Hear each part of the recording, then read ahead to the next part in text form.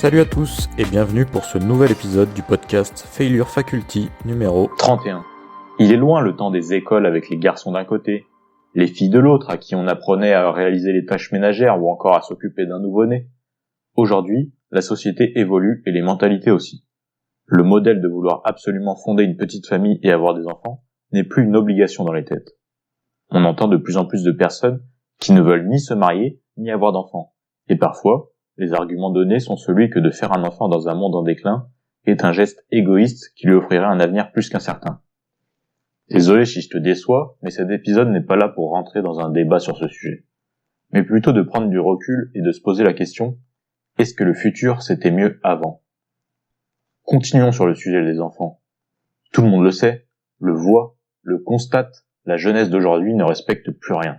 Ni les personnes âgées, ni les professeurs, ni les parents, ni la police, ni aucune règle, loi, limite. Donc en résumé, tout fout le camp. Mais à la réflexion, et si toutes ces idées communément admises sur la désocialisation de la jeunesse, son je m'en foutisme, son mépris des règles, des adultes, des valeurs de leurs parents, n'étaient en réalité qu'un éternel recommencement? Les adultes à chaque génération ne tiendraient-ils pas les mêmes discours sur les jeunes? Voici 2 citations. C'est la décadence. Les enfants n'obéissent plus. Le langage s'abîme. Les mœurs s'avachissent. Et la seconde. La jeunesse d'aujourd'hui est pourrie jusqu'au tréfonds. Mauvaise, irréligieuse et paresseuse. Elle ne sera jamais comme la jeunesse du passé et sera incapable de préserver notre civilisation. Maintenant, qu'en dis-tu si je te dis que ces 2 écrits ont été récupérés sur des tablettes qui datent de 3000 ans avant Jésus-Christ? Il semble donc bien que de tout temps, en tout lieu, des adultes se sont indignés du comportement des jeunes de leur époque. Prenons un peu de recul pour essayer de comprendre ce constat. Et si en fait, on avait juste un regard trop tourné sur les défauts, les différences?